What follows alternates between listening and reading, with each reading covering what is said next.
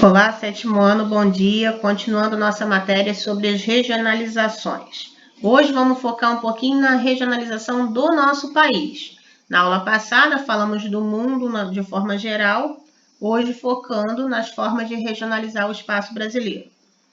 Assim como é feito em relação ao mundo, é possível regionalizar o Brasil de diversas formas a partir do critério utilizado. A regionalização do espaço brasileiro é feita para favorecer a elaboração de políticas públicas, subsidiar sistemas de decisões quanto à localização de atividades econômicas, sociais e tributárias, colaborar com o planejamento, estudo e identificação tanto das estruturas espaciais de regiões metropolitanas como de outras formas de aglomerações urbanas e rurais, e facilitar o estudo das características naturais do país para favorecer sua exploração econômica e até mesmo sua preservação. Então, resumidamente, as formas utilizadas para regionalizar o Brasil são para facilitar sua administração, sua coordenação, as tomadas de decisões, né? Porque se concentram em regiões menores. Se torna mais fácil você administrar e coordenar regiões menores do que o país como um todo. Veja a seguir as formas mais comuns de regionalização do Brasil. Primeira, divisão regional oficial, segundo o IBGE. Essa regionalização aí vocês veem desde as séries desde que vocês são mais novos, né? Nas séries iniciais. O Instituto Brasileiro de Geografia e Estatística foi criado em 1934. É encarregado de realizar levantamentos demográficos. Lembrando que tudo que eu falo que é demográfico diz respeito à população, econômicos e sociais, que abrangem a totalidade da população e das estruturas produtivas do país, do Brasil. Assim, iniciou-se uma campanha para adotar uma divisão regional e oficial do Brasil. O IBGE elaborou diversas regionalizações do país. A mais recente é de 1988, que levou em conta os diferentes aspectos naturais e socioeconômicos brasileiros. Por ser a divisão oficial segundo o IBGE, essa é a forma de regionalização do Brasil mais divulgada pelos meios de comunicação. O Instituto utilizou os limites político-administrativos entre os estados para delimitar cada uma das macro-regiões brasileiras e dividiu o território em 5 macro-regiões: Norte, Nordeste, Centro-Oeste, Sul e Sudeste. Então, essa regionalização levou em conta quais os critérios? Ali falou que levou em conta os critérios dos aspectos naturais e socioeconômicos. Então, foi vendo o tipo de característica natural que cada lugar tinha e a questão do desenvolvimento econômico. Então, foi centralizando, né, focando nesses aspectos, que eles dividiram essas 5 regiões. Então, esse foi o critério estabelecido pelo IBGE para fazer essas divisões. Então, nessas regiões, os aspectos naturais, pode ser clima, vegetação, relevo, são semelhantes dentro de cada região, e a economia também. As atividades econômicas, industriais também são semelhantes, por isso foram divididas dessa forma. Propostas de regionalização do Brasil. Além da regionalização do Brasil, que foi feita segundo o IBGE, há outras formas como a proposta do geógrafo Pedro Pinchas-Geiger, que elaborou a regionalização geoeconômica do país.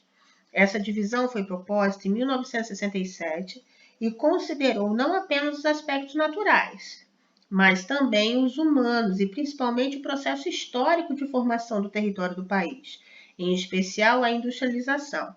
Dessa forma, o país foi dividido em 3 complexos regionais: Centro-Sul, Nordeste e Amazônia. Então, aí levou em conta outros aspectos, né? Além dos aspectos naturais, levou em conta os aspectos humanos e também o processo histórico.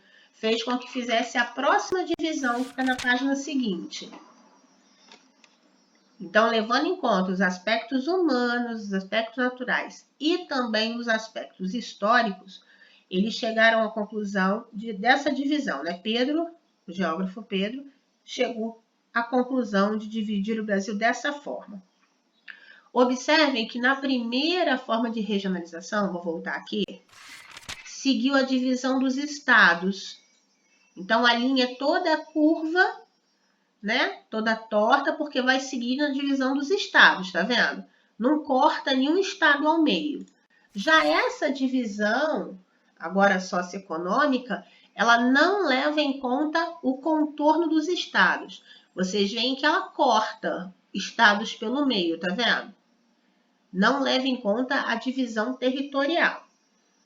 Essa forma de regionalização não segue as divisas políticas das fronteiras estaduais, como pode ser observado no mapa.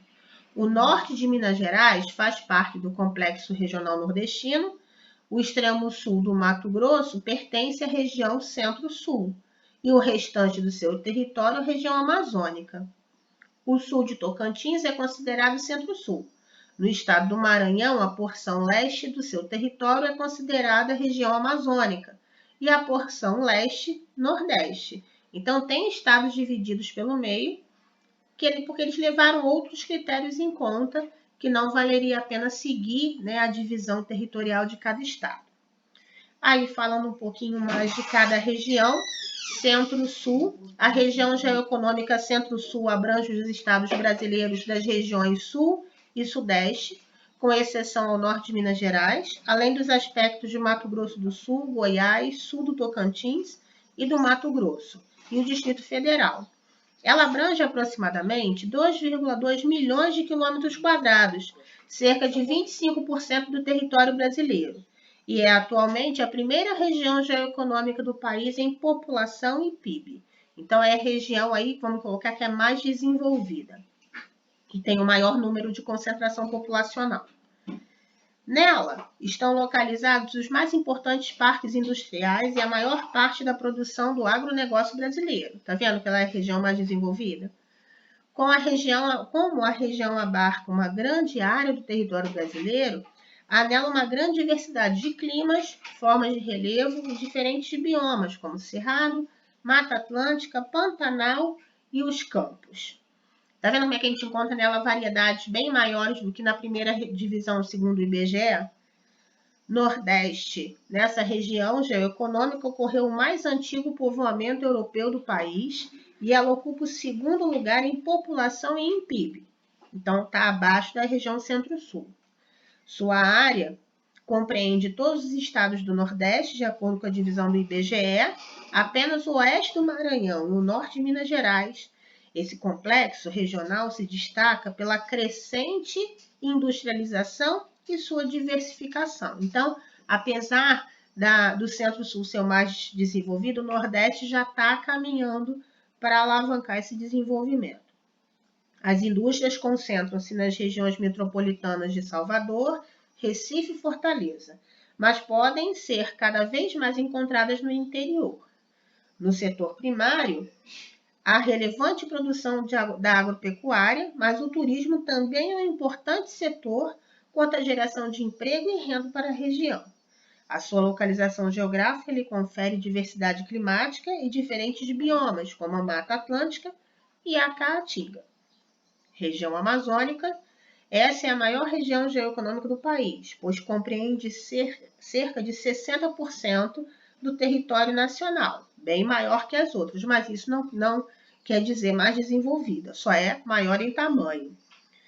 Mas é a que apresenta a menor concentração populacional. Também apesar de ser a maior região, é onde moram menos pessoas. Sua área abarca a região do norte, de acordo com o IBGE, e a porção norte de Tocantins, o leste do Maranhão e a maior parte do Mato Grosso. Esse complexo regional apresenta o terceiro lugar do PIB brasileiro e sua economia é muito dependente do extrativismo, com destaque tanto para o extrativismo vegetal quanto mineral, uma vez que possui maior reserva de minério de ferro do mundo. Então, é um lugar que não está tão desenvolvido industrialmente, mas tem um forte trabalho com extrativismo. A indústria é restrita e localizada em poucas capitais, como Belém, Manaus, Porto Velho e outros poucos municípios do interior. Em relação às paisagens naturais, a maior floresta equatorial do mundo, a amazônica, faz parte dessa região. O fato de as regiões geoeconômicas brasileiras serem extensas faz com que na mesma região existam diferentes realidades organizadas a partir do desenvolvimento econômico, muitas vezes alavancado por políticas públicas. Então, aí veio caracterizando um pouquinho mais, detalhando essas 3 regiões, que elas não são tão comuns de serem vistas do que a divisão segundo o IBGE. Vocês vão ler esse Saiba Mais, ok? E depois vão realizar as atividades da página 8 e 9.